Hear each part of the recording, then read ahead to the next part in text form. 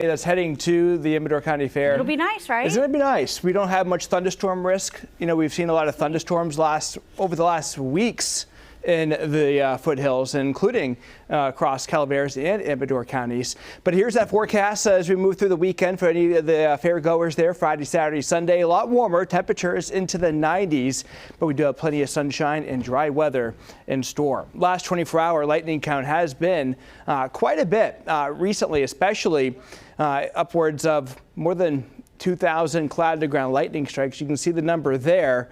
Last 24-hour count has been across mostly across northern parts of California, and that's where the activity currently is ongoing as well. You can see all the cloud-to-ground lightning strikes. Those storms a little bit further north, and that trend, that northward trend with thunder activity is going to continue, which means by the time we get to the weekend, we wouldn't have many thunderstorms at all across northern California. Nice dry weather pattern that starts to unfold. And great news, too, from a fire weather perspective. We've seen quite a few lightning-induced fires over the last couple of weeks with this pattern. So beyond that, we're all noticing that warming trend as well. Plenty of sunshine by day, and those winds starting to kick up as well across parts of the valley.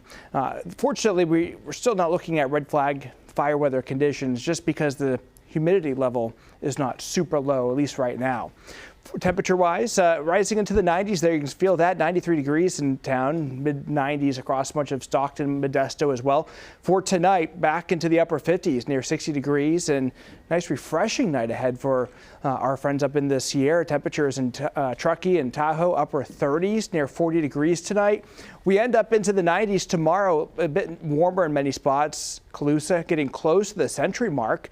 Elk Grove at 93, and then across much of the county itself here in Folsom, Sacramento, lower to mid-90s, and that trend will continue across much of the San Joaquin Valley, Manteca, Modesto into the mid-90s and closer to 80 as you get up into the Sierra. So the last few days we've been talking about this warming trend coming into play as we get toward the week ahead, and this ridge of high pressure is building in. So this is going to eventually change the pattern around from what has been cooler than average pattern really throughout much of July. Going into August is a whole different setup here. That's going to lead to a return to near triple-digit heat. In fact, in our 7-day forecast by next Thursday, temperatures rising up there. You can see that on Thursday, temps getting close to 100 degrees.